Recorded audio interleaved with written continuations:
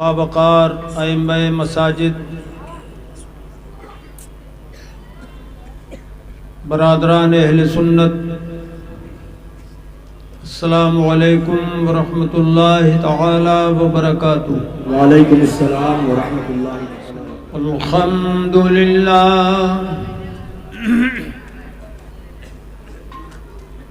الحمد للہ وکفی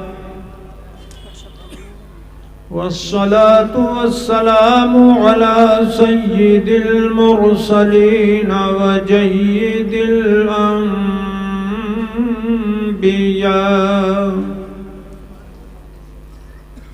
سيدنا ومولانا محمد المصطفى وعلى المجتبى وأصحابه نجوم الهدى وكافة الأولياء الكرام والعلماء الفخام ذوي الاهتداء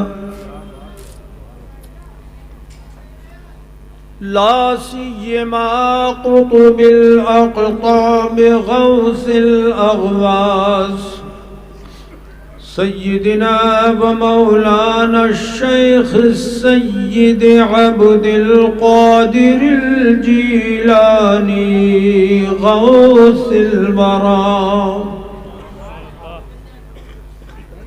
وعلى خاتم المجددين والمحدثين والفقهاء سيدنا ومولانا المجدد الأعظم الإمام أحمد رضا وابنه الكريم الأكرم سيدي وجيدي ومرشدي وزخري ليومي وغدي قطب العالم المولى المفتي الأعظم مصطفى رضا سبحان اللہ۔ وعلينا معهم إلى يوم الجزاء أما بعد فأعوذ بالله من الشيطان الرجيم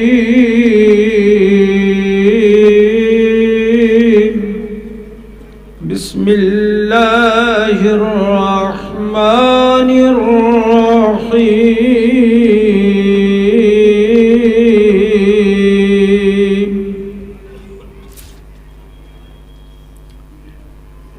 وكنتم أزواجا ثلاثة فالسابقون السابقون أولئك المقربون في جنات النعيم سبحان اللہ۔ آمنت بالله صدق الله مولانا العلي العظيم ونحن على ذلك لمن الشاهدين والشاكرين والحمد لله رب العالمين۔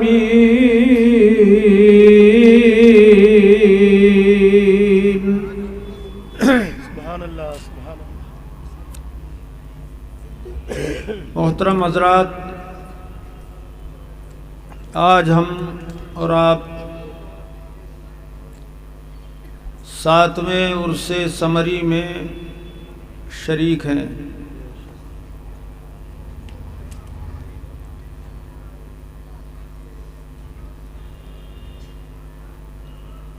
حضرت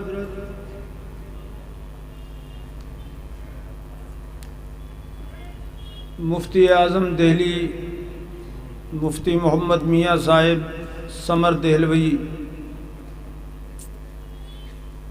نے دہلی کی سرزمین پر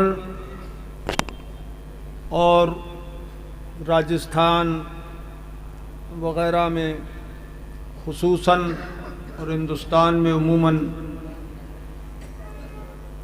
سنیت کا مسلک اعلیٰ حضرت کا بہت بڑا کام کیا اور ہزاروں بلکہ لاکھوں لوگوں کا ایمان بچایا۔ بے شک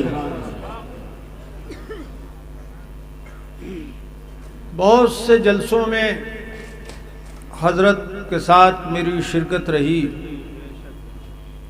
اور حضرت بہت خوش ہوتے تھے جب میں تقریر کرتا تھا اور بڑی دعاؤں سے نوازتے تھے۔ اور اب بھی سنا ہے آج کے جلسے میں بھی استخارے میں مئی نکلا، سبحان اللہ۔ تو میں آپ کی خدمت میں حاضر ہوں۔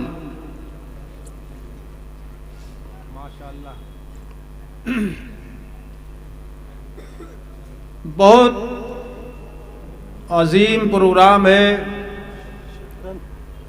کثیر مجمع ہے اور میوات سے بھی حضرت کے مریدین کا ازدحام ہے۔ کتنے لوگ آئے ہیں میوات سے؟ ذرا ہاتھ اٹھا کے بتائیں تو۔ واہ ماشاء اللہ، سبحان اللہ، واہ۔ آپ کھڑے ہی رہیں گے کیا بیچ میں؟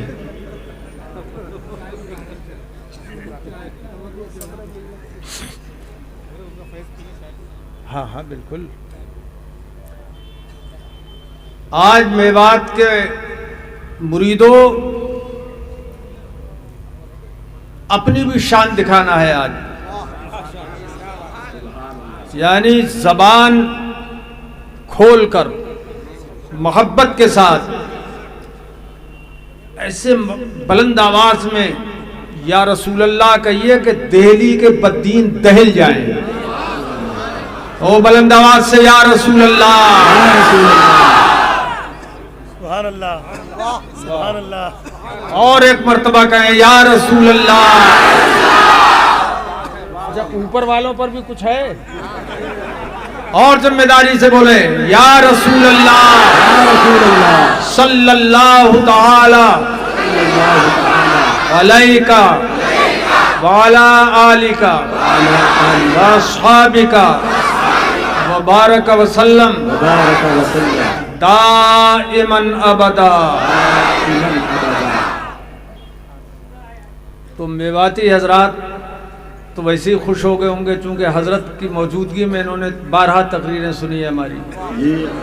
دل میں جذبہ کچھ پیدا ہوا۔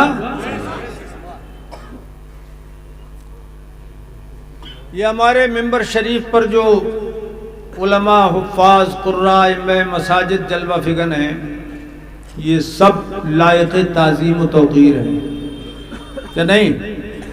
نہیں ہے؟ بولو نا زور سے ہیں۔ آج اماموں کی ٹانگیں بہت کھینچتے ہیں مقتدی۔ ارے بھائی مرغے کی ٹانگ توڑو کوئی بات نہیں ہے، اماموں کی ٹانگیں توڑنے لگے۔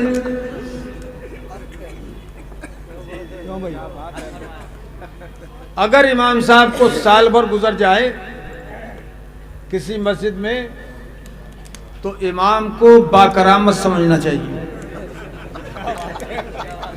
کیا خوب اشارہ ہے۔ ہاں، بڑا برداشت کیا اس نے سال بھر، ورنہ سال بھر تک برداشت کر لے آج کا مقتدی امام کو۔ یہ ہمارے مولانا فروخ صاحب بھی امام ہو نا، یہ تو 25 سال کی کرامت سے زندہ ہیں. حضرت کی کرامت ہے حضور. حضرت کی کرامت ہے. ارے حضرت کی کرامت بھی ہے اور کارامت بھی ہے. تو ان سب حضرات کی محبت رکھیں آپ. میں مقتدیوں سے کہتا ہوں کہ اپنے اماموں کی تعظیم کرو، خیال بھی کرو، ان کی خدمت بھی کرو، مصافحہ بھی کرو اور خالی ہاتھ مت کرو. 150 روپے امام صاحب کو نذرانہ بھی دیا کرو. کیوں کہ امام صاحب اللہ پاک کی بارگاہ میں وکیل ہے. وکیل یاد رکھنا میری ان باتوں کو، جملوں کو دل میں جگہ دینا. سپریم کورٹ کے وکیل کئی لاکھ روپے ایک ایک مقدمے میں لیتے ہیں. کئی لاکھ. بڑے سے بڑا وکیل کرتا ہے آدمی اپنے مقدمے کے لیے. کیوں؟ تاکہ وہ جیت جائے. جھوٹا بھی مقدمہ ہوتا ہے تب بھی بڑا وکیل کر کے آدمی جیتنا چاہتا ہے.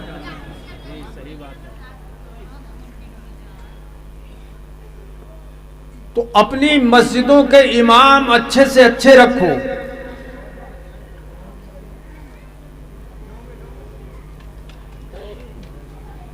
کہ نماز اللہ کی بارگاہ میں جو ہم ادا کرتے ہیں جماعت سے، جس کا حکم ہے 27 گنا زیادہ ثواب مل جاتا ہے جماعت سے نماز پڑھنے میں.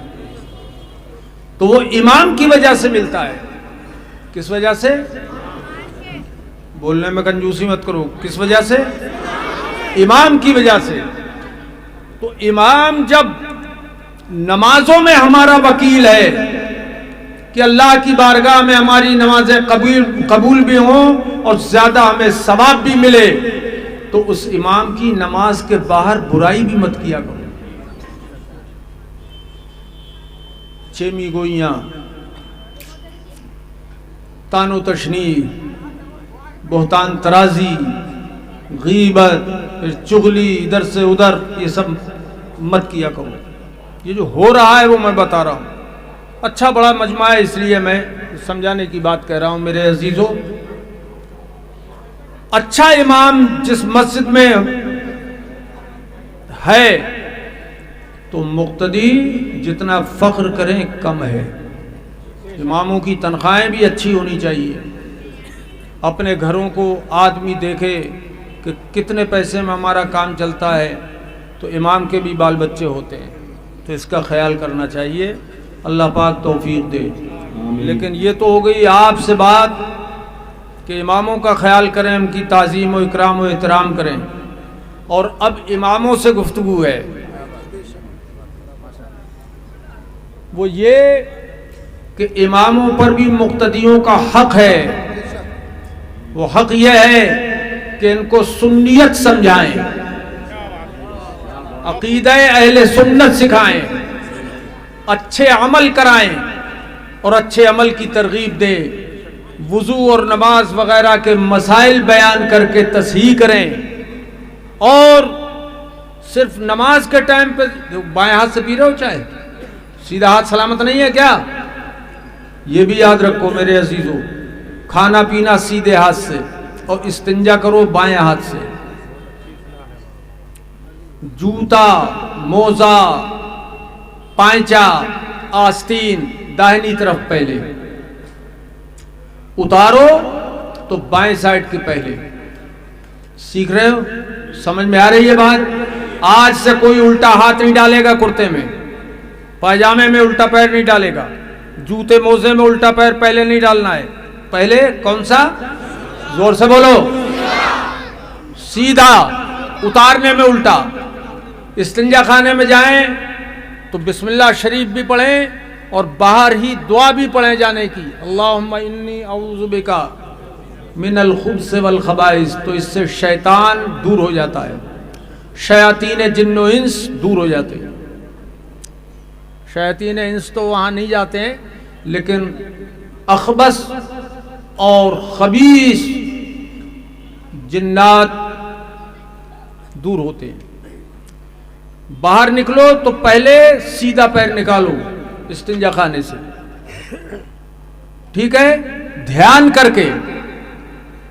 مسجد میں جائیے تو باہر اعتکاف کی نیت کیجئے, اگر یہ اعتکاف کی نیت ہے یاد عربی والی تو پڑھیے بسم اللہ وتوکلت علی اللہ, بسم اللہ ونویت سنت الاعتکاف, یہ پڑھیں. اور پھر دعا پڑھیں, زیادہ لمبی یاد نہ ہو تو اتنی پڑھ لیں, اللہم اغفر لی ذنوبی وافتح لی ابواب رحمتک, اور پھر سیدھا پیر ادب کے ساتھ مسجد میں داخل کریں. اور ہو سکے تو پہلے درود شریف پڑھ لیا کریں. اتاریں تو پہلے بایاں, نکالیں مسجد سے تو پہلے بایاں. اور ایک بات یہ بھی جس سے بہت لوگ غافل ہیں وہ میں بتا دوں, مسجد میں صفیں بچھی ہوتی ہیں, اور آج کل تو سنگ مرمر کی صفیں, اس میں بھی دھاریاں ڈال دیتے ہیں, صف بنا دیتے ہیں. تو مسجد میں آپ داخل ہوئے سیدھا پیر لے کر, لیکن ہر صف پر بھی آپ کو سیدھا پیر لے کے جانا ہے اندر تک, ہر صف پہ. یہ اماموں سے بھی گزارش ہے کہ اپنی مسجد کے نمازیوں کی اصلاح کریں. ہر صف میں پہلے, ارے بولو نا یار, سیدھا پیر. اور جب مسجد سے نکلیں گے نا آپ تو ہر صف سے پہلے الٹا پیر نکالیے باہر جانے کے وقت, ہر صف سے, اور پھر مسجد سے بھی الٹا ہی پیر نکالیں باہر. یہ ہم اپنی مسجد کے مقتدیوں کو بھی سکھاتے ہیں. ہمارے ہاں جوکھن پور میں ہماری مسجد کے نمازیوں میں یہ عادت ہو گئی ہے. ایسے ہر امام جب کوشش کرے گا تو انشاءاللہ تعالیٰ اس کے مقتدیوں میں یہ عادت ہو جائے گی. آپ کو پیار سے بتانا ہے کہ بھائی ایسا کرو.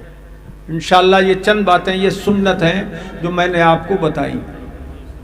کرو گے عمل؟ ہم اہل سنت بھی ہیں اور صاحب سنت بھی ہیں. یہ ہمارا ہی کام ہے کہ ہم عمل کریں, یہ ہمارے لیے احکام ہے, کیونکہ ہم حضور پر ایمان لائے ہیں اور ہم حضور کو ویسا مانتے ہیں جیسا اللہ نے انہیں بنایا ہے. ارے بولو یار, یہ صافہ باندھے ہوئے نہیں بول رہے ہیں, کیا بات ہے؟ بولو ذرا تڑپ کے سبحان اللہ. جیسا حضور کو اللہ نے بنایا ہم نے انہیں ویسا مان لیا ہے, اور جیسا حضور نے ہمیں خدا کو بتایا ہے ویسا ہی ہم نے خدا کو بھی مان لیا ہے. ایک دیکھنے والے کا کہا مان لیا ہے, ایک دیکھنے والے کا کہا مان لیا ہے, اور بن دیکھے اسے ہم نے خدا مان لیا ہے. نعرہ تکبیر, نعرہ رسالت, علماء اہل سنت, فیضان پیر و مرشد کا دامن. پوری زندگی حضرت مفتی سمر میاں صاحب کی گزر گئی, وہ اللہ کو پیارے ہو گئے سنیت سکھاتے ہوئے, بے شک سنیت سکھاتے ہوئے, مسلک اعلیٰ حضرت سکھاتے ہوئے. پوری زندگی انہوں نے یہ کام کیا ہے اور پورے میوات کو سنبھال رکھا تھا انہوں نے. بے شک. آج اللہ کرے ان کے جانشین کے احمد میاں نام ہے, اسید میاں صاحب پہ بھی اللہ پاک اپنا فضل فرمائے, ان کو ذوق مطالعہ نصیب ہو اور خوب خدمت کریں یہ لوگوں کی, اور اللہ پاک ان کا جانشین انہیں بنائے. تو یہ چند باتیں میں نے عرض کی, اور میں بڑی خوشی میں تقریر کروں گا اگر آپ خوشی سے سنیں گے تو, اور وہ چیزیں میں آپ کو سنا دوں, سیر کرا دوں آپ کو جنت کی.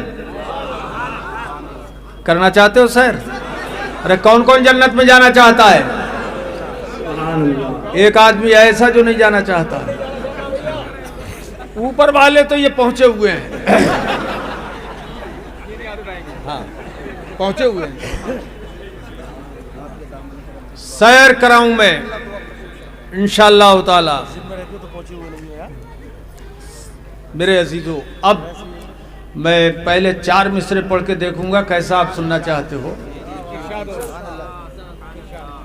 ہمارے حجت الاسلام صاحب نے تو حجت تمام کر دی. اب میں چند مصرے سناؤں. اچھا بہت دن سے نہیں پڑھا. اچھا چلیے یاد دلاتے رہیے. پہلے 4 مصرے. ہمارا عقیدہ ہے کہ حضور حاضر و ناظر ہیں. بولو ہیں، بولو ہیں. وہ حاضر بھی ہیں اور ناظر بھی ہیں. وہ موجود بھی ہیں اور دیکھ بھی رہے ہیں. سرکار اپنے علم سے حاضر بھی ہیں اور ناظر بھی ہیں. اور بدعقیدوں کا، وہابیوں، دیوبندیوں، غیر مقلدوں کا عقیدہ یہ ہے کہ نہ وہ دیکھتے ہیں نہ سنتے ہیں. نہ وہ دیکھتے ہیں نہ سنتے ہیں. وہ بد نصیب جانے. لیکن ہمارا تو عقیدہ یہ ہے جو قرآن پاک نے ہمیں دیا ہے. النبی اولا بالمؤمنین من انفسہم. اللہ پاک فرماتا ہے میرا پیارا نبی، میرا پیارا حبیب ایمان والوں کی جان سے بھی زیادہ قریب ہے. جان سے بھی زیادہ قریب. جتنی ہماری جان ہم سے قریب ہے، رگ و ریشے میں ہے، حضور اس سے بھی زیادہ قریب ہے. اور اس کی روشن دلیل خدا نے ہمیں دکھا دی کہ ایک دن جان تو جاتی ہے مگر مصطفیٰ ساتھ نہیں چھوڑتے، ہمارے ساتھ رہتے ہیں. اور قبر میں سرکار اپنا دیدار کرا کے ہماری قبر کو منور بھی کرتے ہیں کہ قبر میں لہرائیں گے تا حشر چشمے نور کے. قبر میں لہرائیں گے تا حشر چشمے نور کے. اعلیٰ حضرت امام اہل سنت فرماتے ہیں قبر میں لہرائیں گے تا حشر چشمے نور کے. جلوہ فرما ہوگی جب طلعت رسول اللہ کی. سبحان اللہ.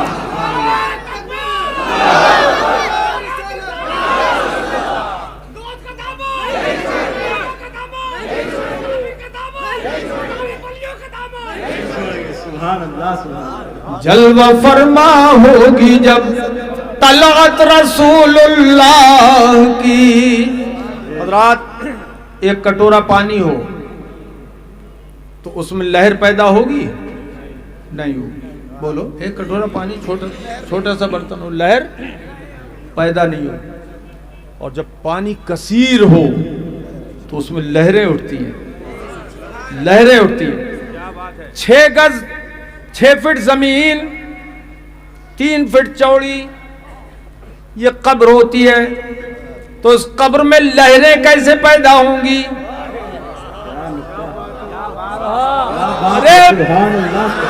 توجہ کرو، کیسے لہریں پیدا ہوں گی؟ پھر لہریں تو نہیں ہوں گی. اعلیٰ حضرت امام اہل سنت نے کیسے فرما دیا قبر میں لہرائیں گے. یہ مجدد کا فرمان ہے. توجہ، کیسے فرمایا؟ تو اعلیٰ حضرت امام اہل سنت نے جو کچھ فرمایا ہے وہ حق فرمایا. وجہ یہ ہے کہ انہوں نے حدیث کی روشنی میں فرمایا. میرے آقا و مولا صلی اللہ تعالی علیہ وآلہ وصحبہ وبارک وسلم نے ارشاد فرمایا فَيُفْسَحُ فِي قَبْرِهِ 70 ذِرَاعًا فِي 70. سرکار نے فرمایا میرا امتی جب قبر میں کامیاب ہو جاتا ہے تو اس کی قبر کو چاروں طرف 70 گز پھیلا دیا جاتا ہے. 70. اور مسند امام احمد ابن حنبل کی حدیث میں آئے فَيُفْسَحُ فِيهَا مَدَّ بَصَرِهِ. سرکار فرماتے جہاں تک نظر پہنچتی ہے مومن کی قبر کو کشادہ کر دیا جاتا ہے. قبر پھیلا دی جاتی ہے.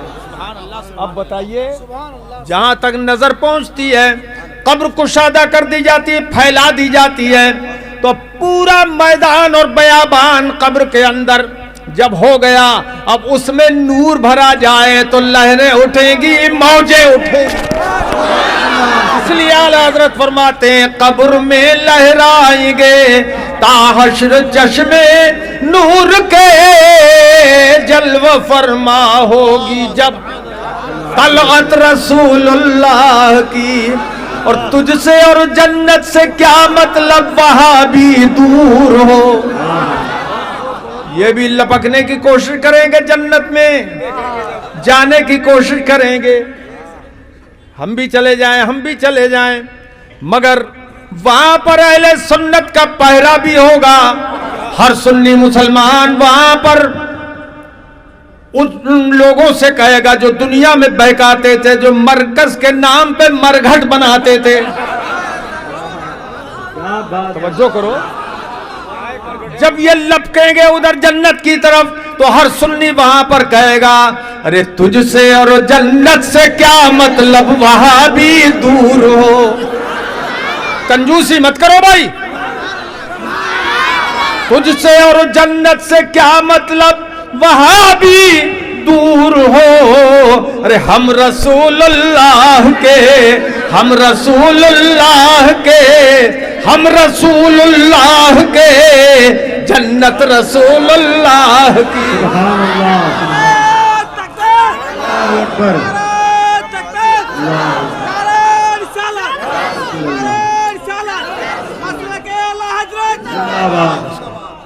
سبحان اللہ۔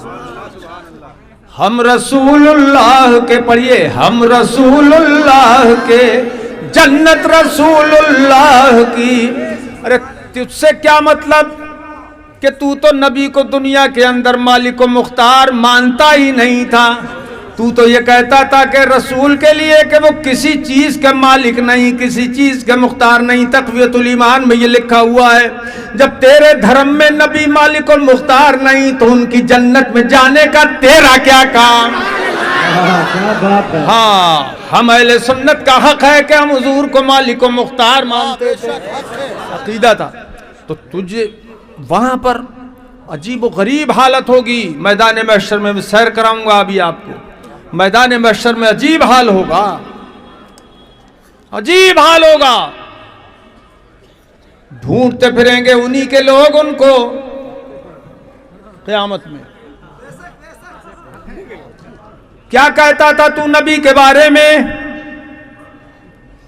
کیا بدعقیدگی کی باتیں کرتا تھا؟ بولے میں تھوڑی کرتا تھا، ہمارے مولویوں نے لکھی تھی کتابیں، مولوی ملا جی ہمیں اسٹیجوں سے بہکاتے تھے۔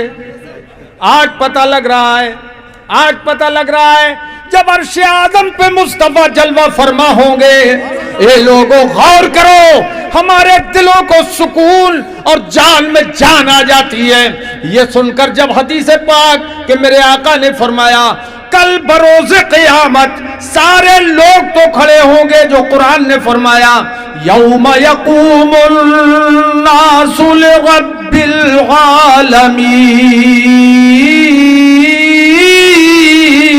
العالمین، سبحان اللہ۔ قیامت کے دن سارے لوگ اولین و آخرین سب رب کی بارگاہ میں کھڑے ہوں گے۔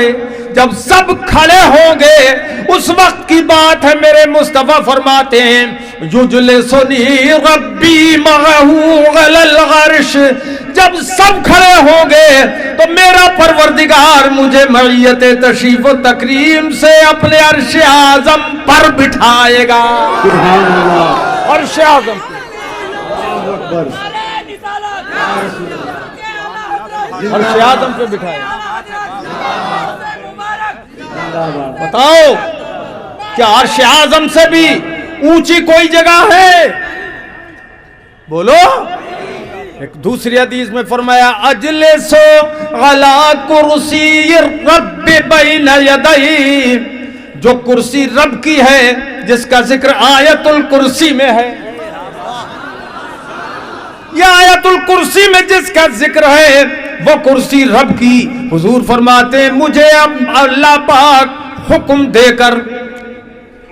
دے گا تو میں اسی کے حکم سے اسی کے سامنے اسی کی کرسی پر بیٹھوں گا. بولو کیسا نبی اللہ نے ہمیں دیا ہے. طرف جاؤ. میں اس کی کرسی پر بیٹھوں گا, رب کی کرسی پر. اب بتائیے جب رب کی کرسی پہ مصطفیٰ بیٹھے ہوں گے اور عرش اعظم پہ جلوہ فرما ہوں گے, اس وقت ہر شخص دیکھے گا انہیں. اور وہ بٹھایا بھی اسی لیے جائے گا کہ جو دنیا میں مانتے تھے ان کے دل خوش ہو جائیں, اور جو نہیں مانتے تھے آج وہ جہنم میں جائیں. اور دیکھ لیں میرے نبی کی شان. اس دن ایک راز ہے جو کھل جائے گا میرے عزیزو, بہت بڑا راز ہے. بتاؤں آپ کو, وہ بہت بڑا راز یہ ہے کہ خدا نے عرش اعظم بھی بنایا, کرسی بھی بنائی, سب کچھ اسی نے بنایا, مگر خدا خود بیٹھنے سے پاک ہے. سبحان اللہ. جو بیٹھ جائے وہ خدا نہیں ہو سکتا, جو کھڑا ہو جائے وہ خدا نہیں ہو سکتا. بولتے رہو میرے بھائیو, وہ خدا نہیں ہو سکتا. ہمارا خدا وہ ہے جو بیٹھنے سے بھی پاک ہے, کہ بیٹھے وہ جس کا جسم ہو, اور ہمارا خدا جسم و جسمانیت سے پاک ہے. وہ جسم و جسمانیت سے پاک ہے. وہ پروردگار عالم حدود اور جہاد سے پاک ہے. تو جب وہ جسم سے پاک ہے تو بیٹھ کیسے سکتا ہے؟ ممکن نہیں. تو جو بیٹھ جائے وہ خدا نہیں, جو لیٹ جائے وہ خدا نہیں, جو کھڑا ہو وہ خدا نہیں, جو چلے پھرے وہ خدا نہیں, جس کی صورت ہو وہ خدا نہیں, جو مورت ہو وہ خدا نہیں. ان ساری چیزوں سے ہمارا خدا پاک ہے. پھر اس نے عرش بنایا کس لیے, کرسی بنائی کس لیے؟ تو یہ راز قیامت میں کھول دے گا خدا. اے لوگوں, جو عرش میں نے بنایا تھا یہ اپنے بیٹھنے کے لیے نہیں, کرسی بنائی تھی اپنے بیٹھنے کے نہیں, بلکہ یہ عرش و کرسی میں نے اپنے مصطفیٰ کو بٹھانے کے لیے. سبحان اللہ. سبحان اللہ اکبر. یا رسول اللہ زندہ باد.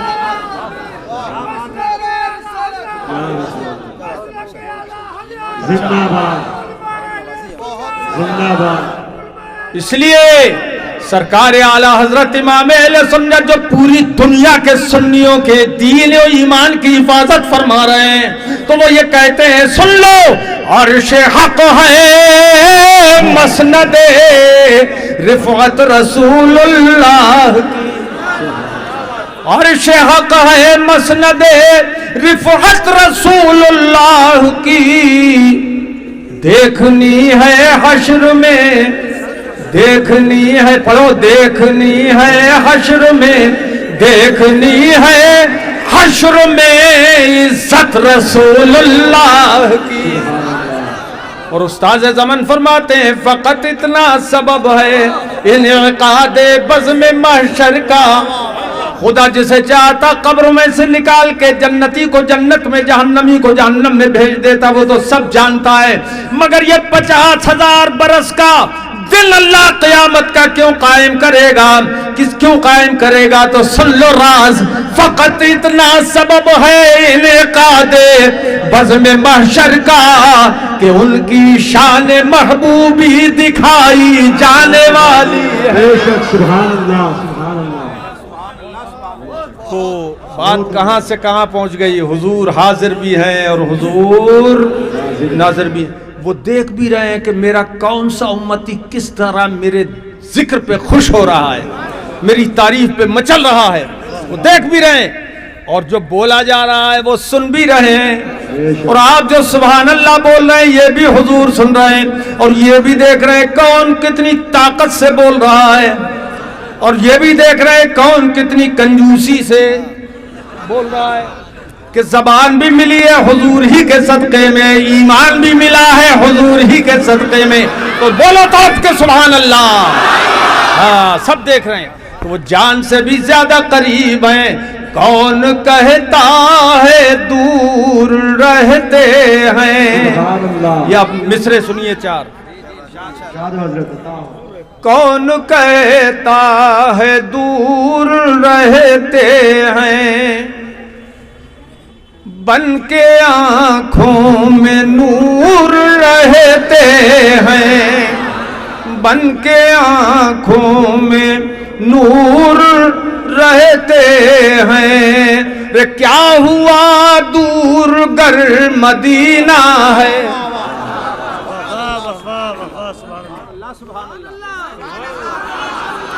کیا ہوا دور گر مدینہ ہے. کیا ہوا دور گر مدینہ ہے. کیا ہوا دور. مدینہ ہے. واہ. انعام سر صاحب کیا ہوا دور گر مدینہ ہے. رے میرے دل میں حضور رہتے ہیں.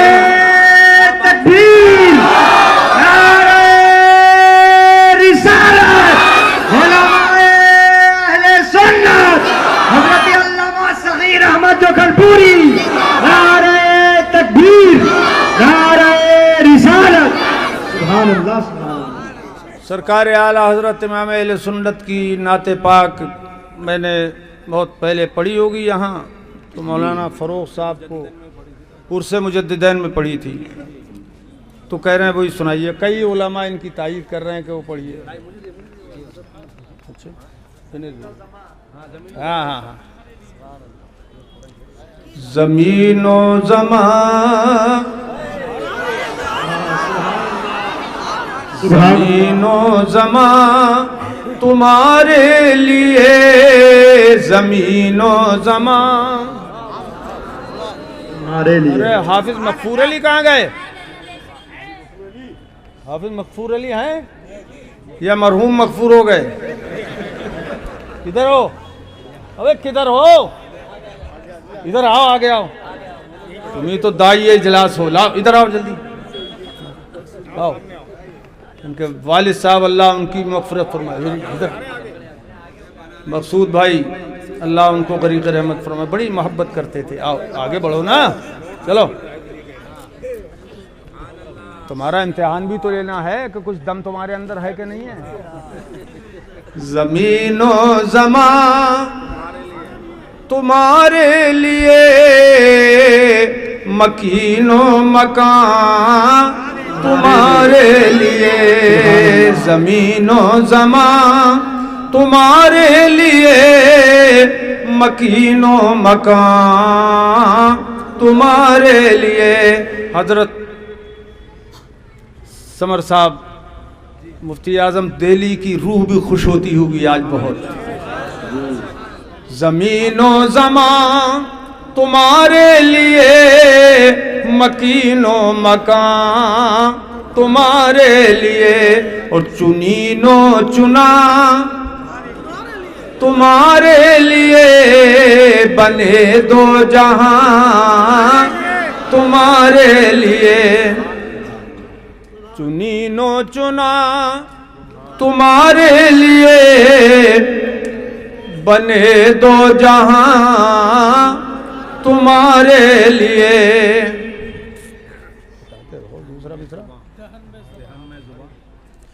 دہن میں زبان تمہارے لیے. بدن میں ہے جان تمہارے لیے. یہ سرکار اعلیٰ حضرت کا کلام ہے. دہن میں زبان تمہارے لیے. دہن میں زبان تمہارے لیے. بدن میں ہے جان تمہارے لیے. دہن میں زبان تمہارے لیے. بدن میں ہے جان تمہارے لیے. اور ہم آئے یہاں.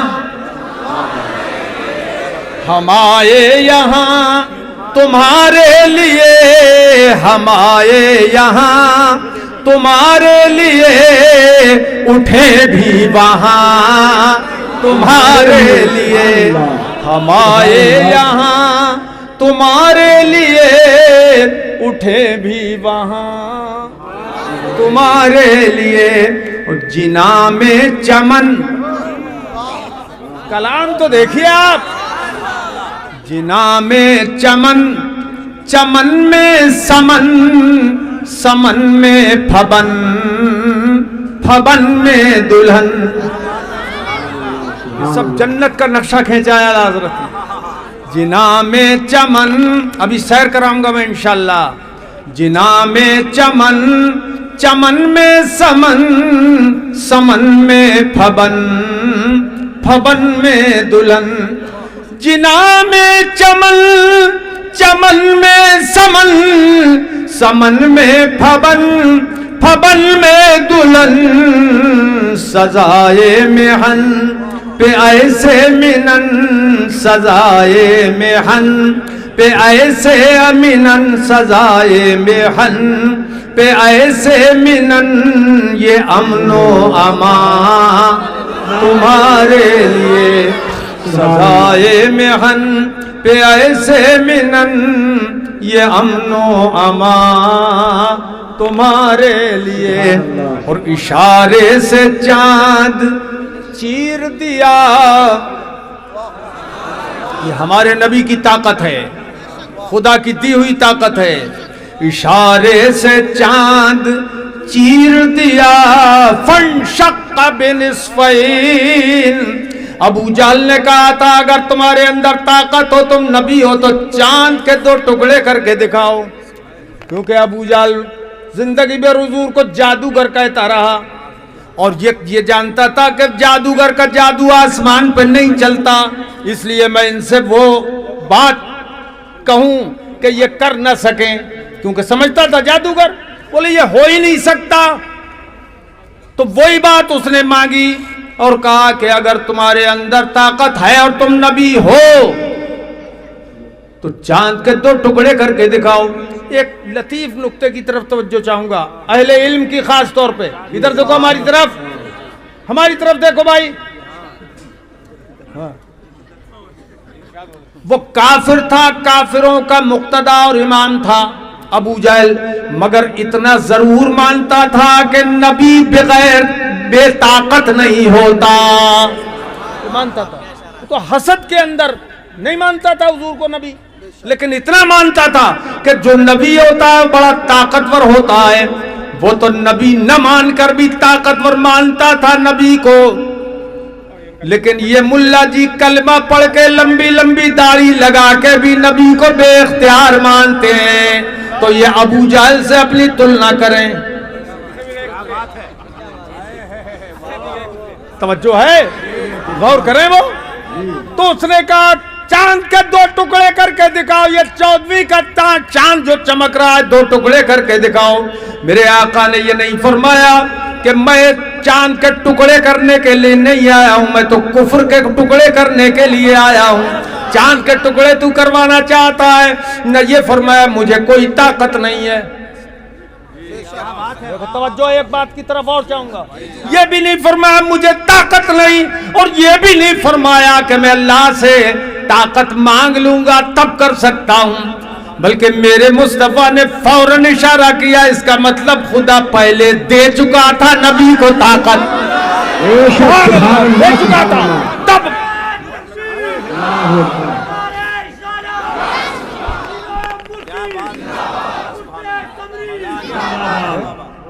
اسی لیے اب حدیث پاک کے الفاظ سنیے فاشار بِإِصْبَعِهِ إِلَى الْقَمَرِ فَانشَقَّ بِنِصْفَيْنِ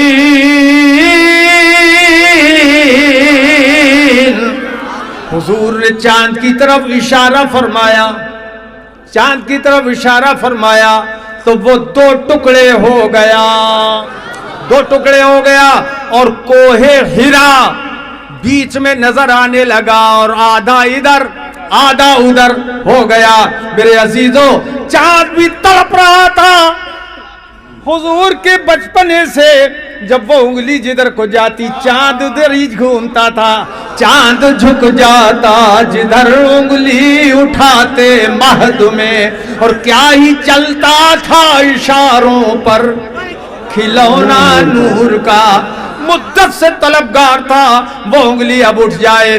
اس وقت تو حضور نے نبوت کا اعلان بھی نہیں کیا تھا، اب میرے آقا کی نبوت کا سورج 14ویں کے سورج 7 آسمانوں سے اوپر بھی چمک رہا ہے، میرے آقا اب اشارہ کب کرتے ہیں میری طرف؟ تو اس وقت تو پھر جھومتا ہی تھا وہ چاند، مگر اب جو اشارہ ہو گیا انگلی کا تو چاند نے اپنا دل و جان اور جگر قربان کر دیا۔ سبحان اللہ سبحان اللہ، اشارے فاشارہ بِإِصْبَعِهِ إِلَى الْقَمَرِ فَانشَقَّ بِنِصْفَيْنِ، تو 2 ٹکڑے ہو گیا۔ اعلیٰ حضرت فرماتے ہیں اشارے سے چاند چیر دیا،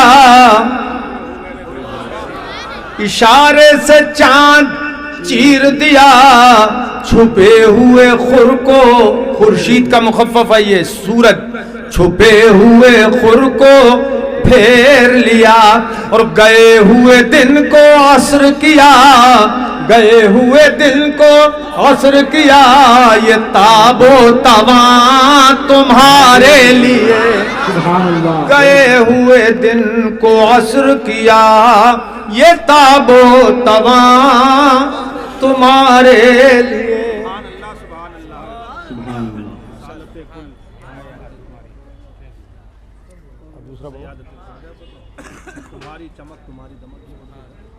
تمہاری چمک تمہاری دمک تمہاری جھلک تمہاری مہک، تمہاری چمک تمہاری دمک تمہاری جھلک تمہاری مہک۔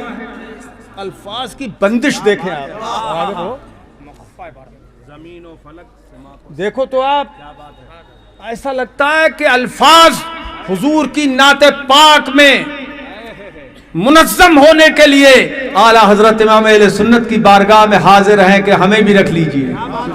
الفاظ، جملے، الفاظ اور کلمات وہ اعلیٰ حضرت سے کہتے ہیں ہمیں بھی اس میں جگہ دے دیجئے حضور کی نظم میں۔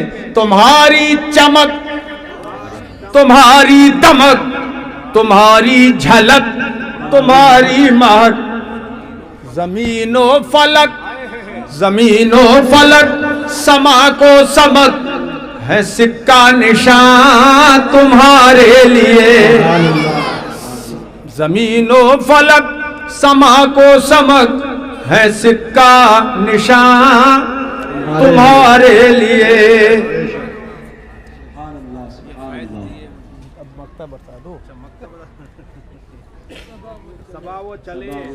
صبا وہ چلے کہ باغ پھلے، وہ پھول کھلے کہ دن ہو بھلے، صبا وہ چلے کہ باغ پھلے۔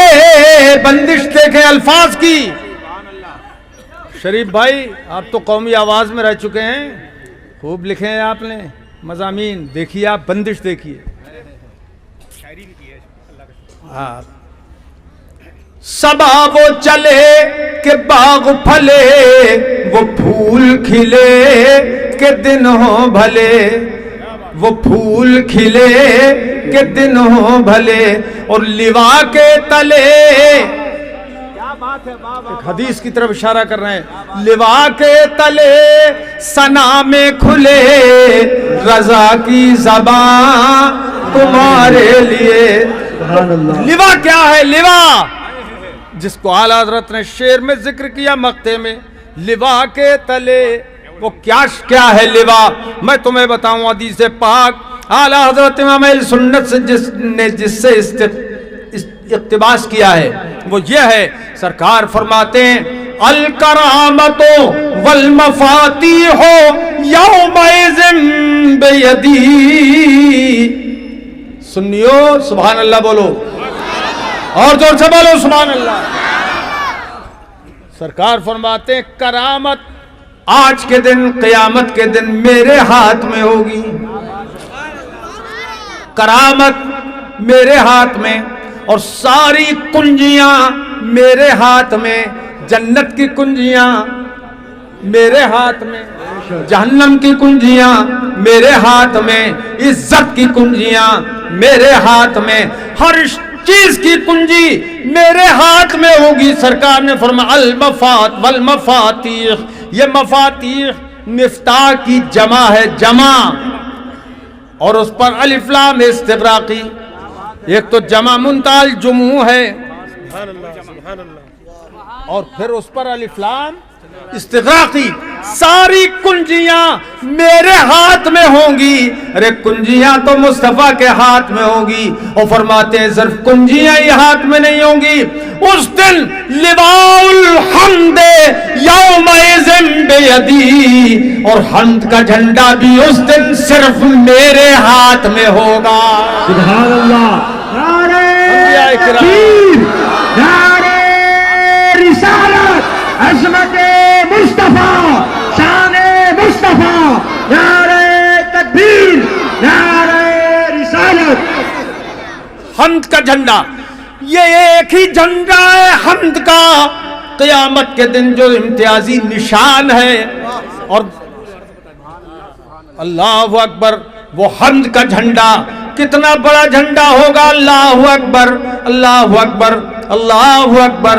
میرے عزیزو، وہ اتنا لمبا چوڑا جھنڈا ہوگا کہ اس کا پھریرا سارے لوگوں کے اوپر ہوگا جو ایمان والے ہوں گے، اور سارے انبیاء کرام اسی جھنڈے کے نیچے، حضرت آدم اسی جھنڈے کے نیچے، حضرت شیس اسی جھنڈے کے نیچے، حضرت نوح اسی جھنڈے کے نیچے، حضرت نوح اسی جھنڈے کے نیچے، حضرت ابراہیم اسی جھنڈے کے نیچے، حضرت موسیٰ اسی جھنڈے کے نیچے، حضرت عیسیٰ اسی جھنڈے کے نیچے، حضرت یعقوب و اسحاق و یوسف اسماعیل سب اسی جھنڈے کے نیچے، اور ایک ہی جھنڈا ہوگا میرے مصطفیٰ کے ہاتھ میں، اور اس کا پھریرا عرش اعظم پہ لہرا رہا ہوگا۔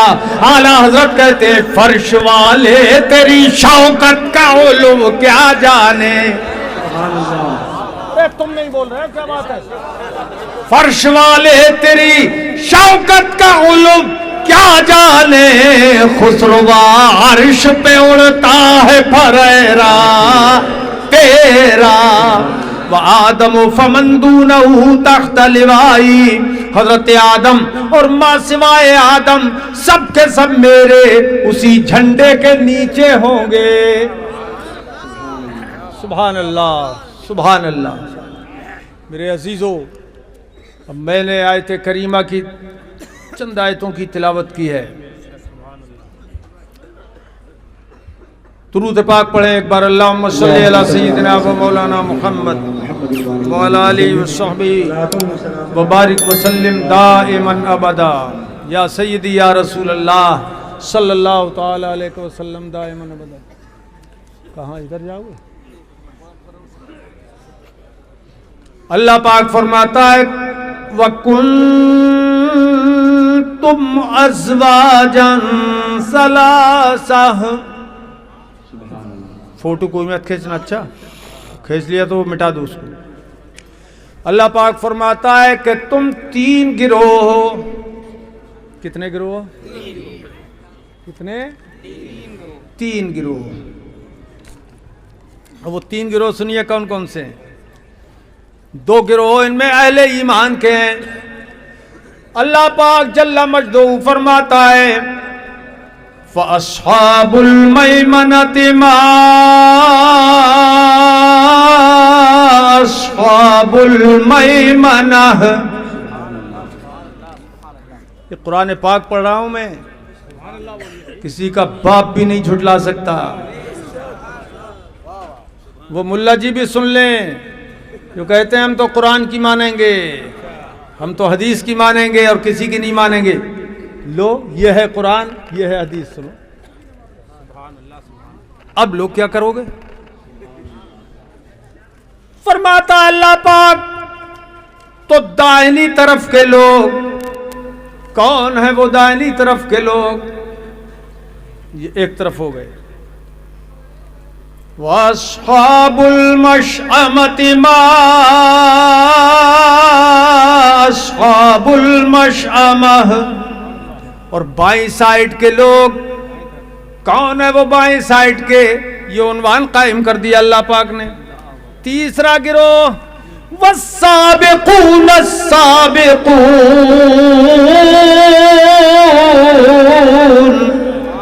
اور جو ایمان میں سبقت کرنے والے وہ تو سابق ہیں ہی. اولئک المقربون، یہی اللہ پاک کی بارگاہ کے بڑے قریبی لوگ ہیں. فی جنات النعیم،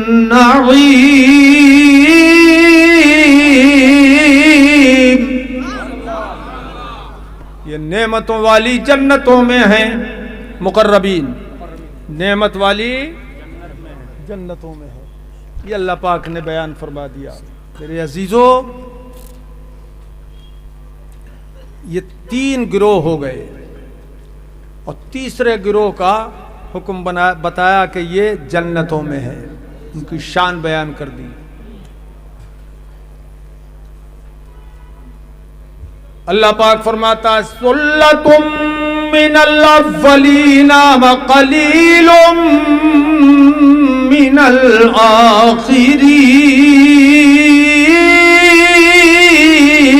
الآخرین. سبحان اللہ. ایک گروہ پہلوں میں کا اور تھوڑے لوگ بعد والوں میں کے. اللہ پاک فرماتا ہے سنیے اب، عَلَى سُرُرٍ مَوْضُونَةٍ، یہ جڑاؤ تختوں پر ہوں گے. یہ تخت جنتی جڑے ہوئے تختوں پر ہوں گے. وہ جڑے ہوئے کس چیز سے ہوں گے؟ ہیروں سے، جواہرات سے جڑے ہوئے ہوں گے. اب اس کی زینت کون بیان کر سکتا ہے؟ خدائی جانے کتنے حسین وہ تخت بنائے ہیں جن پر وہ جنتی رہیں گے. اللہ پاک فرماتا ہے متکئین علیہا، ان پر وہ ٹیک لگائے ہوئے ہوں گے.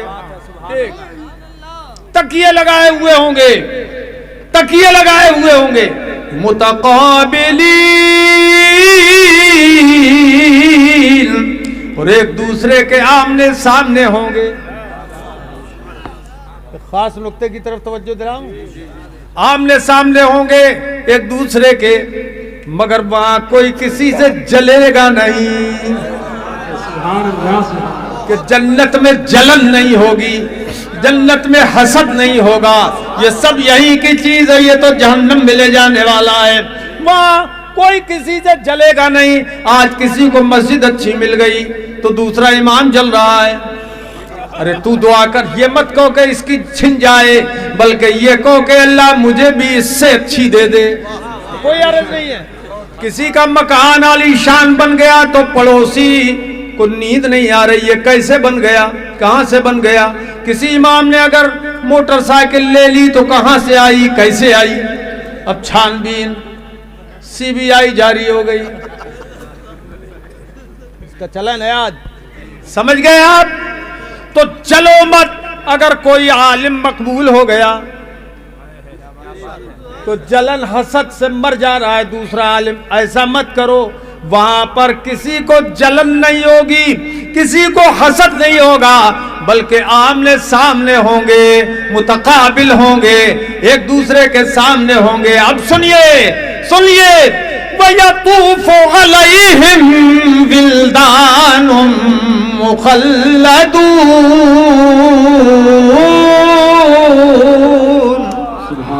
اے میرے میوات کے سنیو، مزہ آ گیا سن کے. اور زور سے بولے یار سبحان اللہ. مغفور علی، حافظ مغفور علی، اللہ انہیں سلامت رکھے، یہ اپنے باپ کی یادگار ہیں. حضرت کی بڑی خدمت کی ان باپ بیٹوں نے. دعوت دیتے